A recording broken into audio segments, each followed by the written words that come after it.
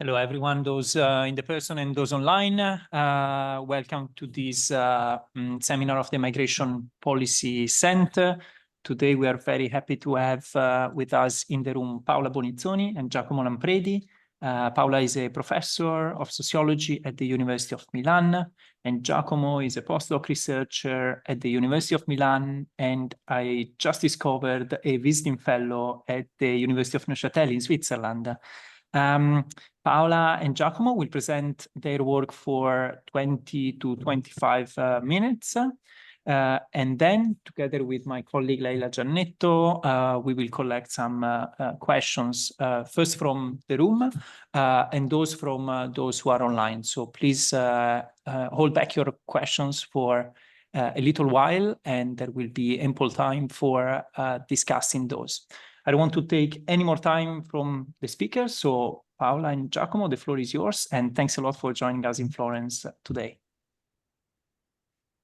Thank you for inviting us. Today we have the pleasure to share with you the first results of our project, Volo Cross. It is a project funded by the Ministry of Italian University and Research, and the acronym stands for Volunteering Across Crises. Basically, it's a project about volunteering facing different kinds of crises, and one of the topics that we cover is that of volunteers in the field of refugee and migrant assistance.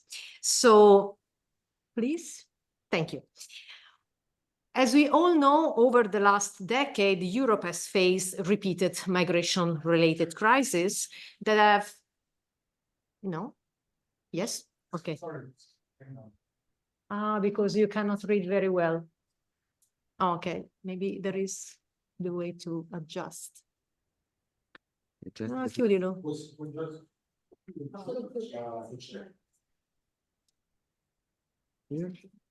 Okay, thank you. So Europe has faced over the last decade repeated migration-related crises that have sparked contrasting reaction among its citizens. On the one hand, many felt a profound moral urge to act in support of migrants in condition of distress, while, on the other hand, both citizens and authorities have shown exclusionary anti-migrant stances. And Italy represents an ideal context for observing this kind of dynamics, and it has turned into a key transit and arrival hub for asylum seekers traveling along the Mediterranean and Balkan routes. In recent years, actually, Italy has witnessed the emergence of a volunteering movement that combines service provision and humanitarian assistance with forms of advocacy and protest. So volunteers provide resources that facilitate and smooth migrant transit across the border. They mitigate the impact of border violence, healing the wounded feet of migrants walking along the Balkan route, providing shelter to those stranded on the streets, and even saving lives at sea. And they also support migrants' integration into local communities through language classes, sports and leisure activities, legal administrative support, and so on. So while providing care, some volunteers also feel the urge to testify and denounce border violence, as well as the poor support offered to migrants by state authorities, leading them to occupy a sort of ambivalent position. On the one hand, they are welcomed and celebrated as they significantly relieve public actors from their responsibilities towards migrants. On the other hand, they are also criminalized and controlled, as their actions can actually jeopardize the effectiveness of restrictive border policies. Civil society organizations, however, they are very heterogeneous and they operate in very different contexts and forms. In particular, with the progressive expansion over the Italian territory of the refugee governmental reception system, we have observed that increasingly volunteers carry out their tasks either within or in close cooperation with governmental actors. And this is partly because the governmental system of reception is often managed by professionalized third sector organizations with sometimes enroll volunteers, being association or social cooperatives. But in other cases, these actors also deliberately choose to establish form of cooperation with independent organizations at the local level. So this is the aspect that we have decided to focus our attention. So the role of volunteers in professionalized context of refugee reception. Indeed, studies indicate that volunteer and professional care logics, that is, values leading both volunteers and professionals to perform care work in specific ways, might differ quite a lot. While professionalized cares tend to be more formalized, that is, task-oriented, driven by bureaucratic and equality standards, as well as being carefully emotionally managed, voluntary care, on the contrary, is more relational, it is more flexible, person-oriented, often leading to the development of special bonds between volunteers and care recipients. While professionals are paid with money, it is often the desire to establish meaningful relationships that serves as a key motivational factor for volunteers. Moving from these premises, we have sought to understand what are the perceived benefits, but also risks arising from the coexistence of volunteers and professionals' care logic in this context. What added value, if any, volunteers can bring, the tensions that can arise between their different values and practices, as well as inquiring about how these tensions are managed and resolved. So to understand these processes, we mobilize the concept of boundary work.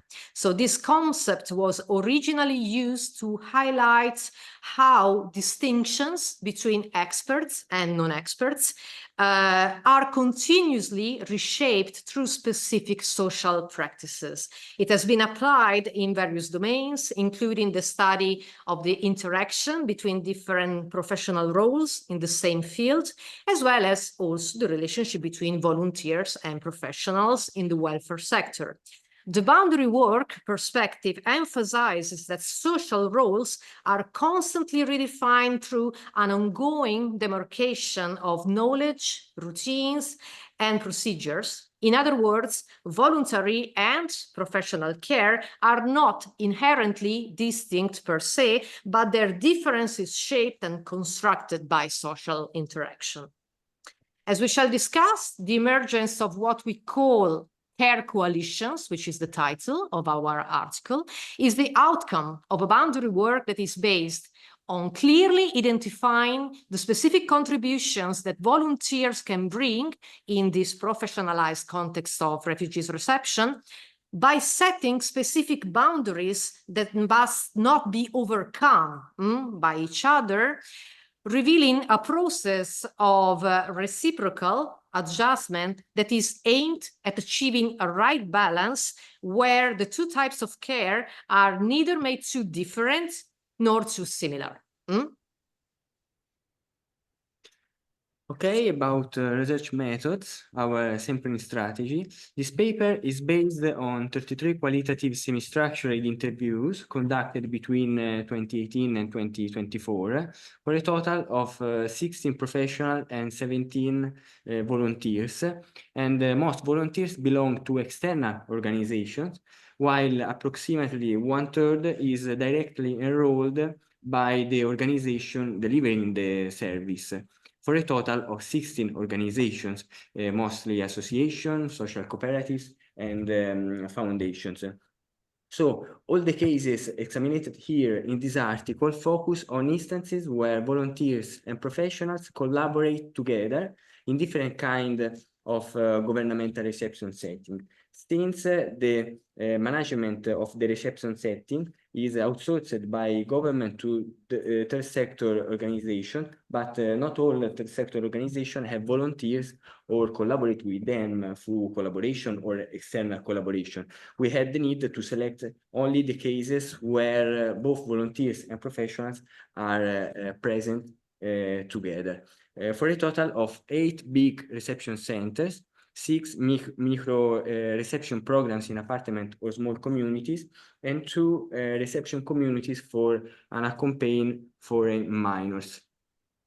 Our semi-structured interview followed relational logic in order to better understand the relationship between volunteers and professionals, volunteers and hosted migrants, professional and hosted migrants, and the main connection between hosted migrants with the reception setting more in general. And we have done so through 3 main patterns of question regarding the distinct tasks undertaken by volunteers and professionals, and they perceived different care practices and values. Question regarding the opportunities and risks of integrating volunteering in this kind of context, promoting both complementarities and risk and conflict, and question about the opportunity and risk for the autonomy pathway of hosted migrants. So the empirical parts of our paper is structured around the 3 main intertwined process. We have the process of welcoming volunteers in professionalized setting that regards the added value that according to both parts volunteering can bring to professionalized context of reception. Then we have the marketing care through critics that we have clarified that within certain limits, these critics don't represent a problem, an issue, but become an instrument of reflexive demarcation and so pluralizations of the care logics within the reception context. And maybe the most important concept process tanto of meglio this- lavorare insieme. maybe the microphone is open. That is the problems of the governance of the boundaries between these 2 different kind of care logics. In order to make these 2 care logics not too different, not too similar. So moving to examine the first process, the presence of volunteers is often appreciated because it favors openness and transparency, providing both a means of citizen participation, but also form of citizen control over contexts that are often perceived with suspicion by the local population. At the same time, it promotes forms of interaction between migrants and citizens, opening spaces that, as it is especially the case of big reception centers, risk segregating migrants both spatially and socially, providing opportunities to overcome stereotypical representation through meaningful relationships established in real life. So while volunteers can be engaged also in professionalized tasks, such as, for instance, teaching the Italian language, which is a very common activity of volunteers, what is usually emphasized and sought after is the relational side of their activities. Apparently, non-finalized tasks, such as spending time together, going to a football match, or visiting a museum, cooking a meal together, are considered especially beneficial as they can bridge social divides and somehow effortlessly socialize migrants into the ordinary aspects of Italian life and society. As the second interview shows, it is not uncommon for volunteers to talk about friendship or sometimes even love to describe the relationship established with the people they have chosen to take care of. And as these interviewees well explain, the relationship between migrants and volunteers is different from that established between migrants and professionals. It is more intimate, more affective, more emotional, but it is also less hierarchical, characterized by greater complicity and trust. And this can turn into an organizational resource, fostering the development of a different perspective, of a different gaze inside the organization on migrants' lives, desires, and needs. Volunteers can also foster migrants' autonomy paths by bringing specific resources. While the work of professionals aims to empower migrants in a more formalized way by finding training opportunities, enhancing their skills, or putting them into contact with job placement agencies, volunteers can operate in a more informal way by directly providing opportunities in the labor or housing market, as the first interviewee well explains. The opportunity to establish connections with volunteers is also thought as a way to link migrants to a broader network of relationships that can extend even beyond the physical, but also the temporal boundaries of reception, supporting them even after the reception period ends. As anticipated, tensions can also arise between volunteers and professionals. A common concern emerges, for instance, when volunteers become excessively proactive by making decisions or taking initiatives without consulting the staff. This is especially problematic when an excess of care among volunteers risks triggering relations of dependency instead of promoting migrants' autonomy.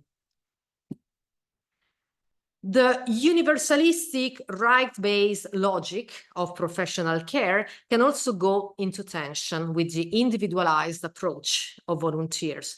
And this is well reflected, for example, in the search for appreciation that some volunteers expressed. They wanted to be kind of receiving a thank you for the work that they do. But according to the first interviews, which is a professional, this turns care from a right into a discretionary act of charity, and it is problematic from an organizational perspective.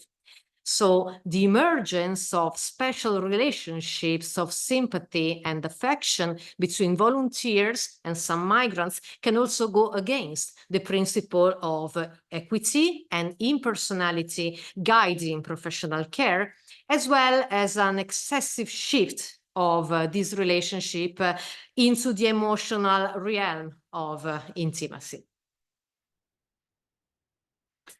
So this is maybe the most important process, because once the different approaches to relationships with migrants have been recognized and delineated, the challenge lies in effectively managing this diversity through a constant balance, where these two approaches should be neither too different nor too similar. In the first case, collaboration issues would arise, causing a loss of focus on the common goals of a reception system. In the second case, the case where the two logics are too similar, volunteering would become merely a support to professional activities, losing its distinctiveness that, as we have discussed, is well recognized by managing organization of the reception setting. So, how many professionals tell us there is a general need to make volunteers understand that they should not try to improvise solutions on their own without consulting the paid staff. Above all, they emphasize the need to work on helping relationship in order to maintain the right distance between volunteers and hosted migrants, and in particular, the appropriate level of involvement.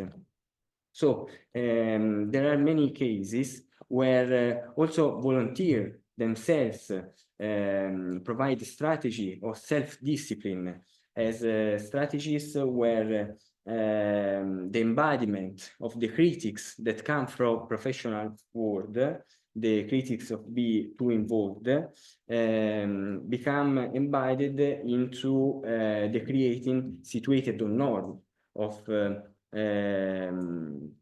provide the right level of involvement. And in conclusion, now we have all the elements to conceptualize what in this paper is described as care coalition. Care coalitions are the intertwining of different care logics where the benefits of working together are mutually acknowledged by both parts. In this concluding slide, we have some bullet points about the main advantages recognized by our interviewees about the added values of volunteers, in particular compared to the organizations that do not have them. The presence of volunteers helps to soften the atmosphere of control, tension, and conflicts that may arise between the hosted migrants and the managing organizations. Furthermore, the presence of volunteers acts as a bridge connecting the reception setting to the broader local community, extending reception beyond the spatial and temporal boundaries of institutional reception system. And these personal relationships increase the chances for hosted migrants to find employment, housing, training that, as we well know, in particular in the Italian context, is the main channels for this kind of opportunity and informations. Furthermore, the presence of volunteers serves as a tool for public and political legitimation of the reception system, because commonly the reception system is perceived as a business at expense of migrants, a source of economic interest. Conversely, the volunteers are perceived as moved by true feelings of solidarity and support, and moved by a lack of economic interest.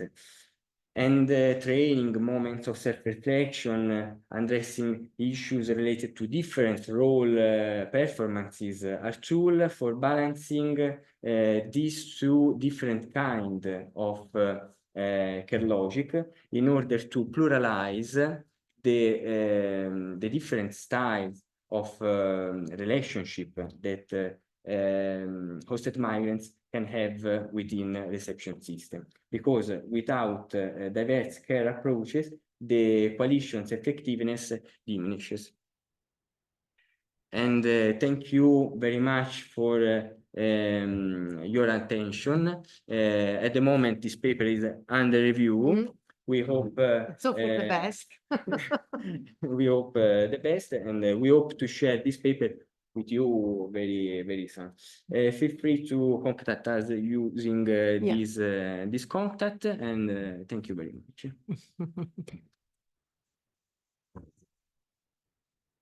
Thanks, Paola, and thanks, Giacomo, for this insightful presentation. Yeah, I think it's all. And so now I'll open the floor for questions in the room, and then we'll have another round of questions from people online. Okay, Friedrich? Yes. Yes, thank you very much for an interesting presentation. I'm here from the Migration Policy Center. Just one aspect that I'm on top of that curious about is sort of the issue of becoming exhausted. So what I hear a lot is that there's, say, a little place where migrants are arriving, and then you have all these volunteers sort of pouring out and helping for a certain time, and then they become exhausted because sort of things don't change. Well, they might change, but if arrivals keep coming in a way, then you have eventually fewer volunteers. So I wonder whether this professionalization of these volunteers sort of prevents exhaustion to some extent, or can channel things in a more sustainable way. Okay, Andrew then. Thanks very much. I'm Andrew Geddes from the MPC. One thing that, as somebody who's not a big expert on the care coalitions in the Italian asylum system, but one thing I've noticed about the asylum system is it's very territorially diverse.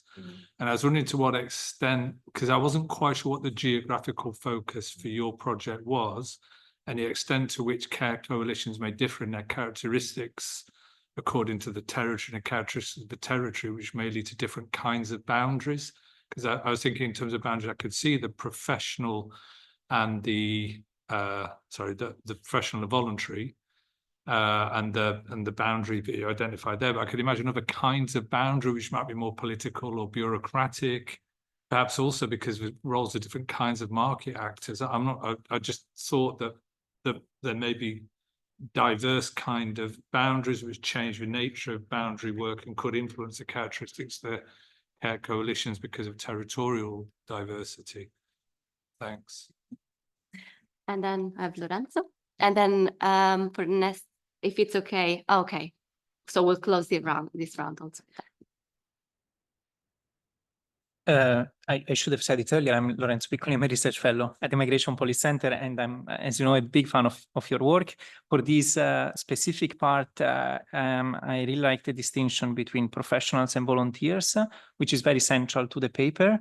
I wonder whether you maybe assume that there are those two blocks of individuals, and if that's the case, it would be really useful to have a bit more information on the background of those who are professionals, those who are volunteers. We kind of know the volunteers tend to be either very young students or elderly people who have time to dedicate to this.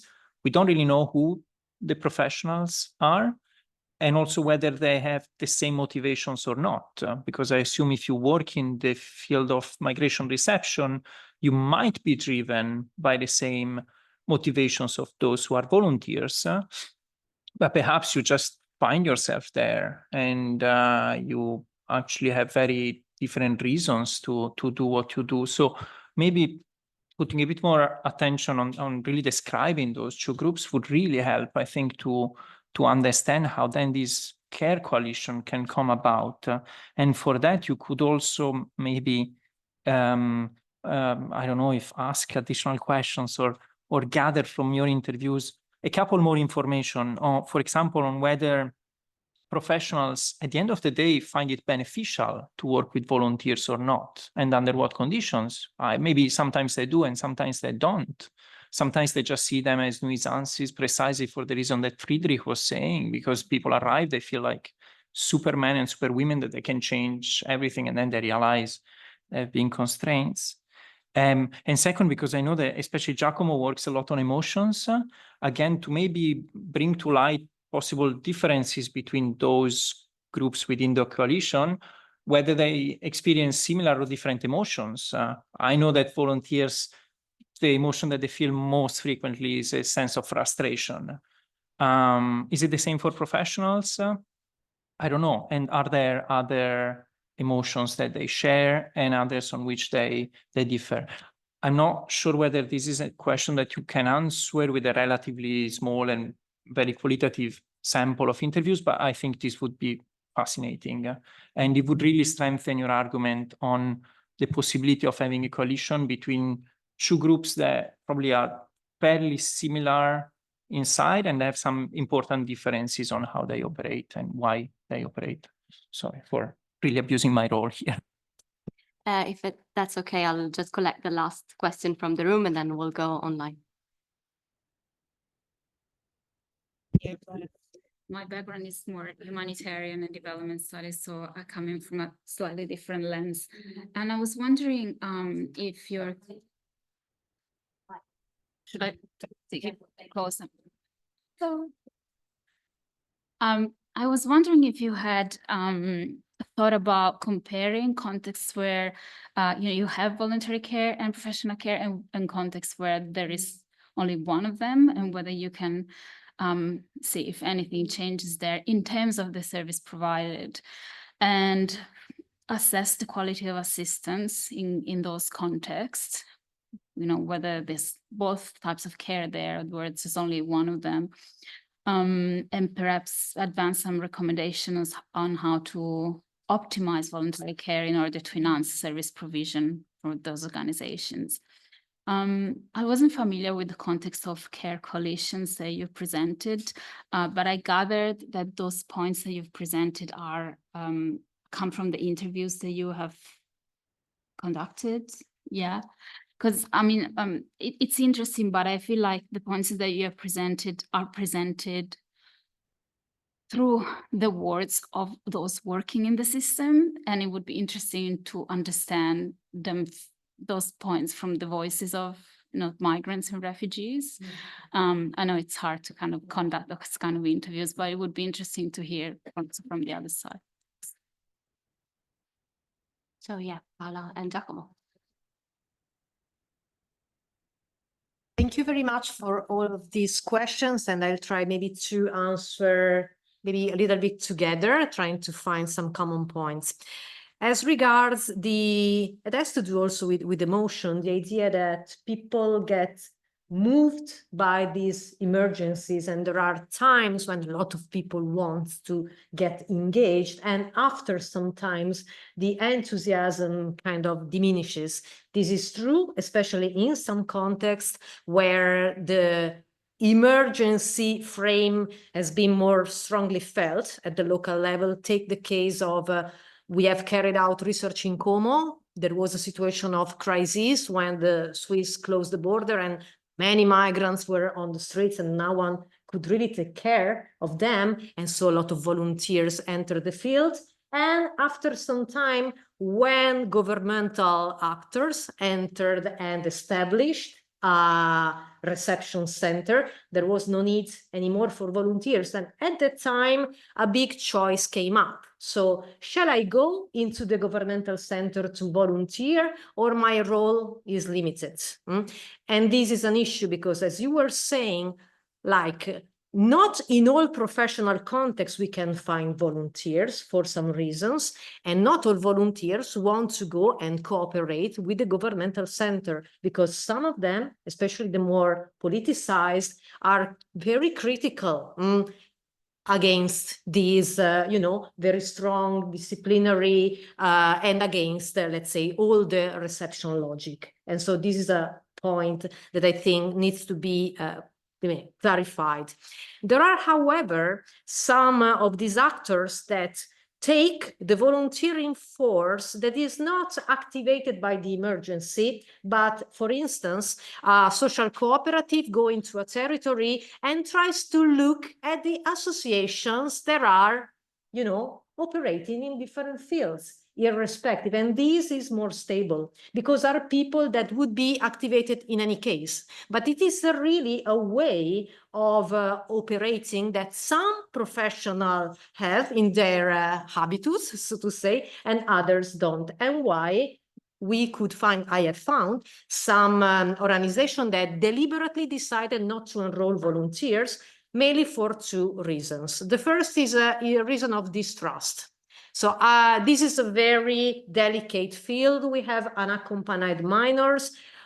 How can I trust bringing someone into this protected space? This is also to do with the protection of the work that these people are doing, because not everyone are so, open to share the way they work, with everyone. And this is a big point of resistance. And a common argument is also that of skills.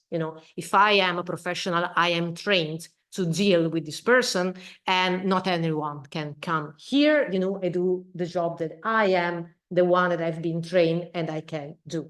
So these are the main resistance that I have found on both sides. This also leads to the point of the territory, because in the end, where these projects, where these care coalitions flourish, It is because it is a territory with a strong associational sector.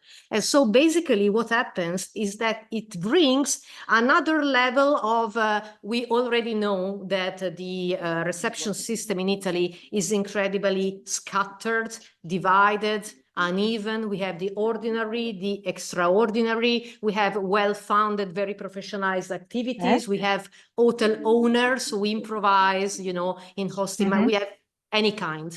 And this fact that some decide to enroll volunteers and to develop this kind of work is a further level of inequality. And I think it should also, because you cannot create a flourishing civil society. You just come and look around. We know, for instance, that in the southern Italy, the level of associational density is much less than in Milan and in Lombardy, where the most of our research was done. So we have actually looked where this phenomenon were happening.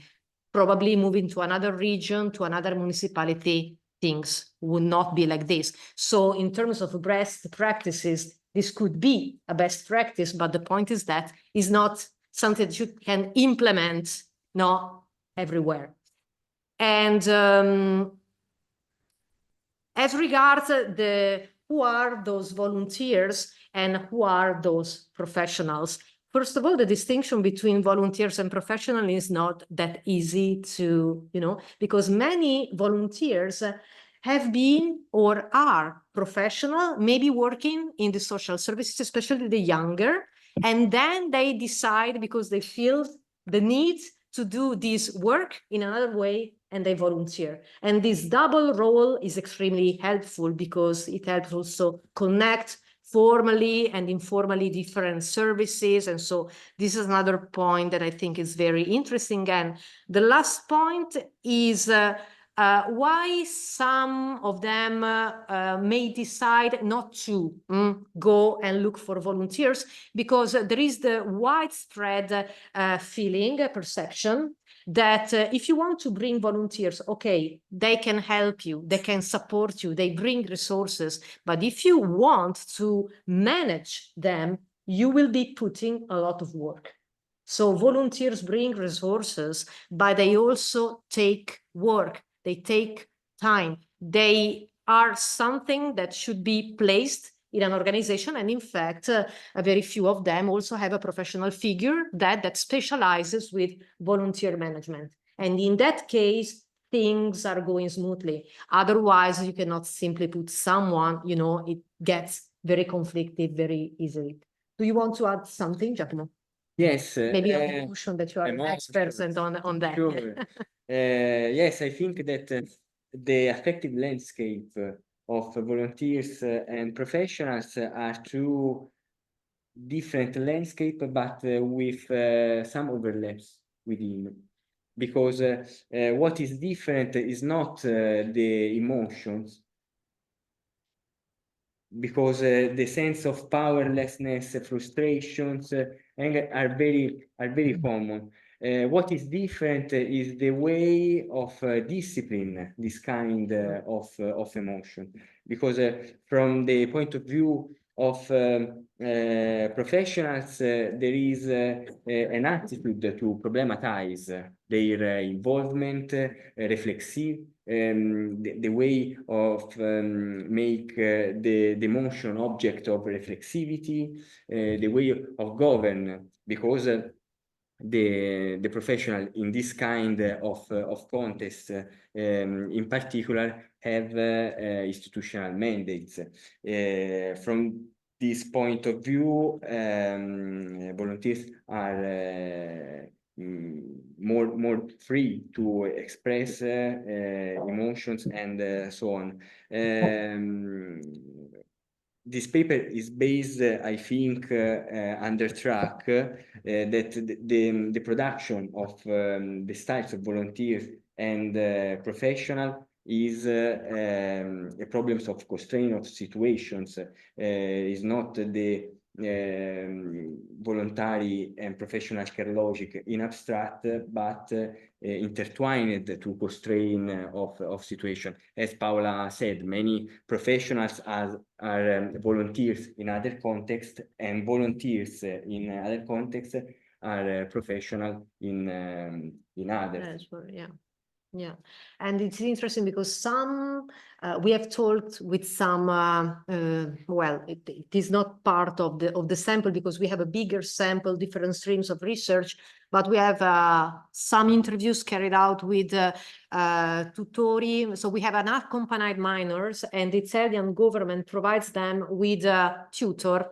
Okay, is someone who have a governmental function to, you know, sign the paper, and these ordinary citizens that are recruited and trained by the regions are actually ordinary citizens of all kinds. We have made interviews with some of them who were social workers, and they had a level of reflexivity, the way they interpreted this role that was completely different from someone who describe themselves as the grandmother, because, you know, I'm the grandmother of this child, because this was their frame. This was the previous experience they could use to give meaning to that. But it depends quite a lot. And I'm not sure whether the training that you provide in an organization or at the regional level is enough to standardize, homogenize. What is interesting is that these roles, the volunteering role, is something that is very free, could be reinvented very creatively, and this is something that provides both opportunities and risks, of course. So I will now open the floor for questions from the online audience. I see we have around 20 people connected online. If you wish to ask a question, please raise your online hand, or you can write in the chat. I think you can flag your intention to speak, and I see a question from Yannick. Please, Yannick.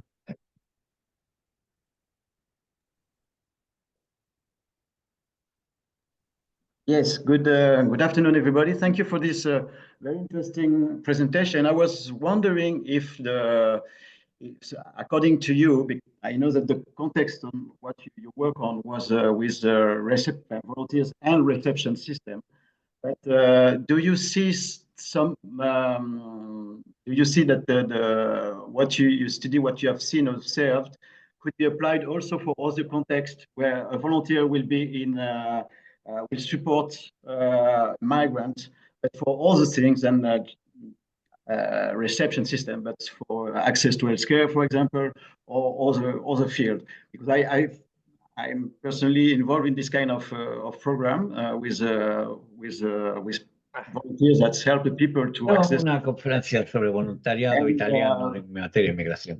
And I have the feeling that there is a lot of, I could observe that there is a lot of common points, but I was wondering that from your point of view, if you have seen something that is really specific to this link between reception systems and volunteers. Thank you. Thanks a lot, Yannick. I'll try to collect a couple more questions. I don't know if Amal had one. I could see that, Amal, you wrote in the chat. If you have a question, you are welcome to ask it now.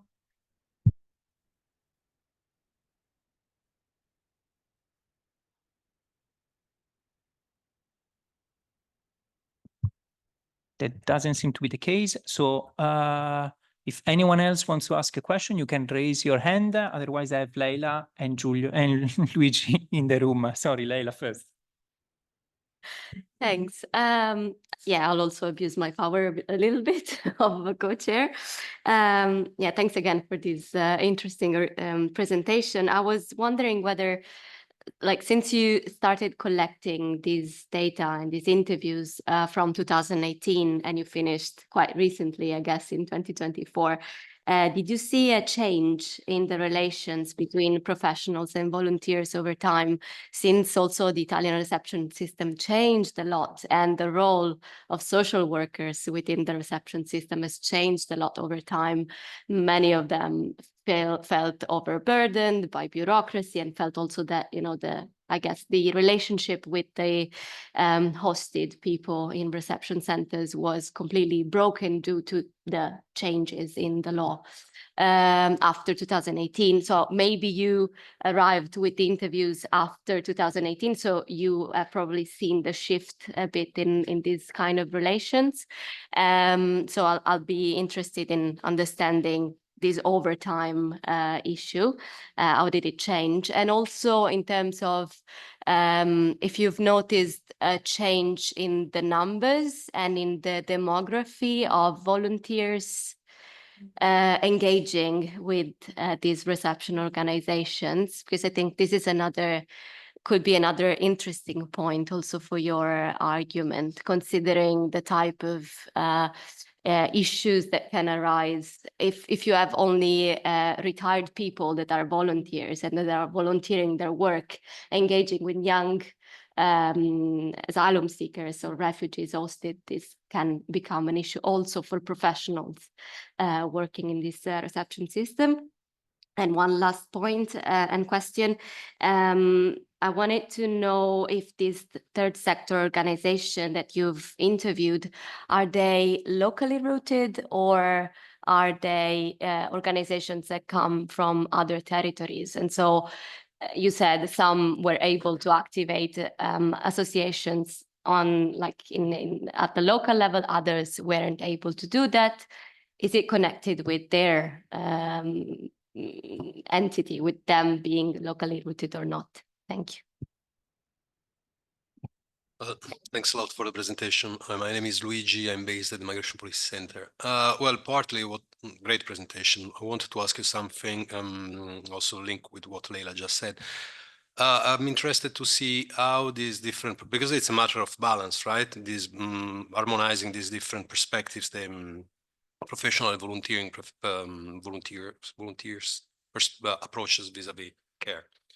So I wonder how these approaches changes over time. So for example, not just about habitus, but more about habituation. In other words, how volunteers, for example, by keep performing certain action, they change their approach.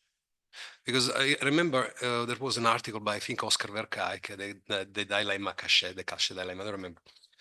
And I think it's about professionals that after performing certain action, eventually they change also their perspective. And they become more aligned with the government, despite themselves.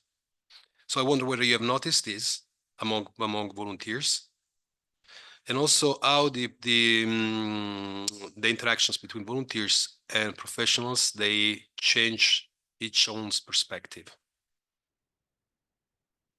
Thank you.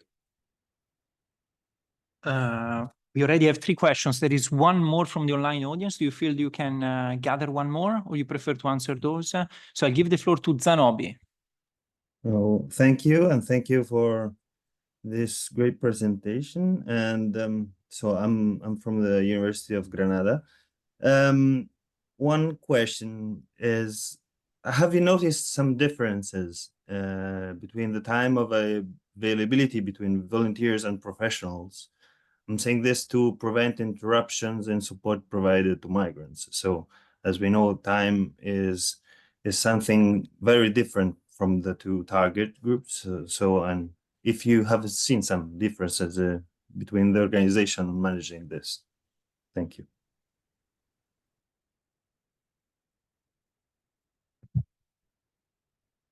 Floor is yours, 8 minutes to answer those questions. Again, I try to bring together the different questions. So as regards these things, experiences and points of comparison, even outside, so to say, the engagement of volunteers in the migration and refugee field, we are following different case studies, but actually they are all in the migration and refugee field. So basically we are following the experiences of these volunteering guardians of unaccompanied minors. We are, especially through the work of Giacomo, inquiring about the experiences of families that have hosted refugees in their homes. And this is something different from what we have discussed, but still in the refugee field. And we also have inquired about what happens in border zones. So the role of volunteers that basically in that context mainly operate outside at the fringe of a governmental intervention towards those that are excluded by state policies, basically. And we have found relevant points of comparison across these different case studies, but I'm encouraged, since you say that you have found some resonance even towards other kind of targets, it would be very, very interesting to inquire about that, but we didn't do, because this is the way our project is designed. And as regards the change, so the issue of time, well, you know that the governmental system was cyclically defounded, and we have flows, of increasing and decreasing, people entering the system due to the increased control at the external border of Europe. And this was clearly felt by those working as a professional or as volunteer in this context. What we are interested to inquire, since we follow a longitudinal perspective in our interviews, we talk, about where do you come from, the changes that you are witnessing.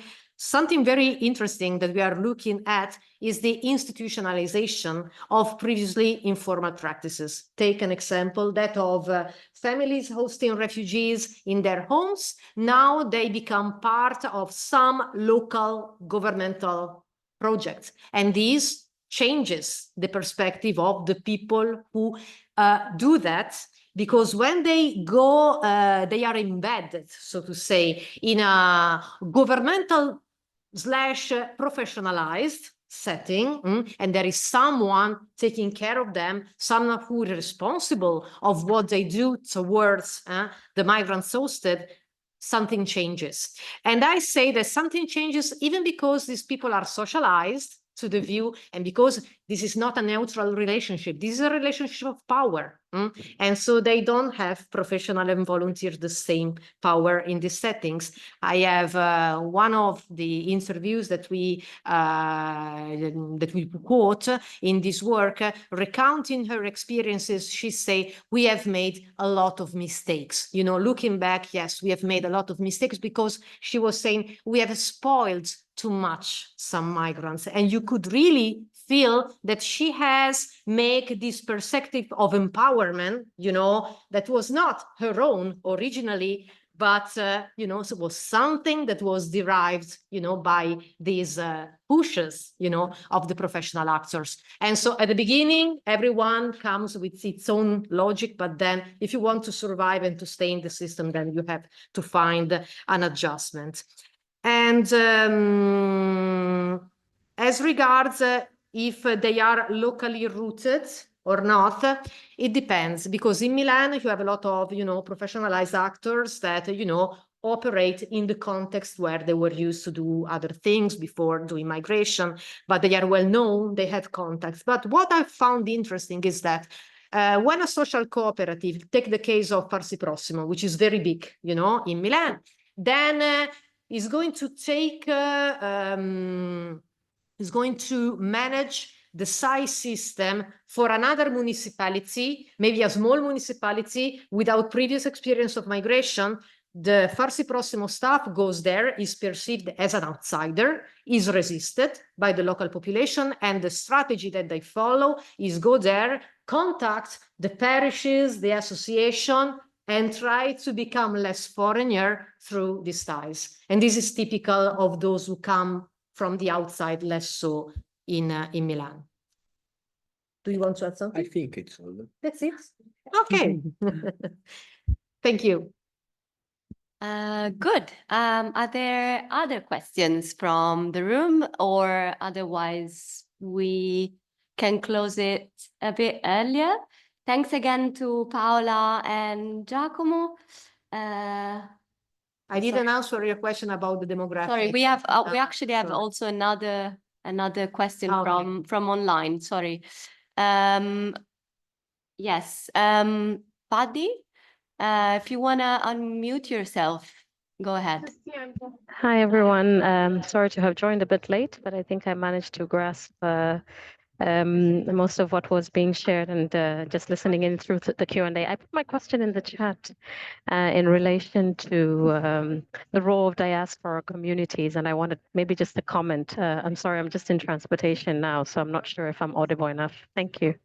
Yeah. This is interesting actually because we have found one project of UNHCR, okay, that is called Volontari nelle comunità, Volunteers in the Communities, that is explicitly because it has an empowering approach, and their idea is to foster the creation of mentoring relationships between refugees and some I know, exceptional or let's say well integrated, they would say, members of the diaspora coming from the same communities, so they can be kind of rooted locally, maybe in contexts where there is not such a big presence of people from a certain background. So I think that maybe if you look overall, most of our volunteers are Italian citizens, to be honest, but we also found some specific projects that target explicitly the role of diaspora because they think that is the best approach to, you know, in an empowerment, to carry out an empowerment approach throughout the diaspora abroad and the refugees that are hosted. I hope I answer your, and I wasn't telling you about the demographic. It is very varied, extremely varied, because it depends if you look, you know, in a local parish, then you find it's true, mostly retired, you know, people, religious people.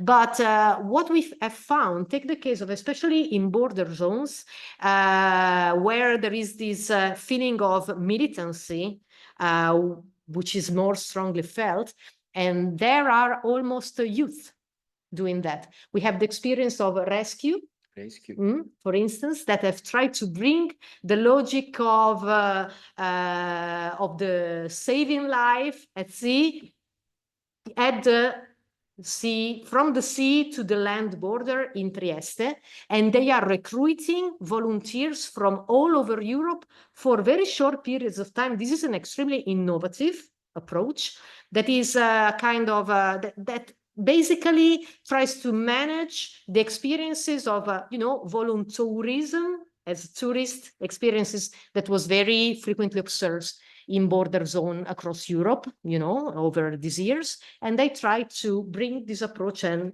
locate it in Trieste. And this had both interesting and limitations, but brings people from all over Italy to Trieste for their first time to meet migrants, to have this experience. Well, thank you. Thank you to all audience online and in presence. Thanks again to Paola and Giacomo. Lorenzo and I just wanted to make a couple of announcements to conclude. So on the 19th of November, there's going to be the inaugural session of the Migration Working Group. So stay tuned for that. And then we have two more meetings for the MPC seminars. One it's on the 20th of November and one it's on the 11th of December. The first one is on hacking immigration attitudes and stereotypes. And then we have on the 11th of December, we have Luigi Achille with TikTok trails. So thank you again for attending, and yeah, see you soon. Thank you for inviting us.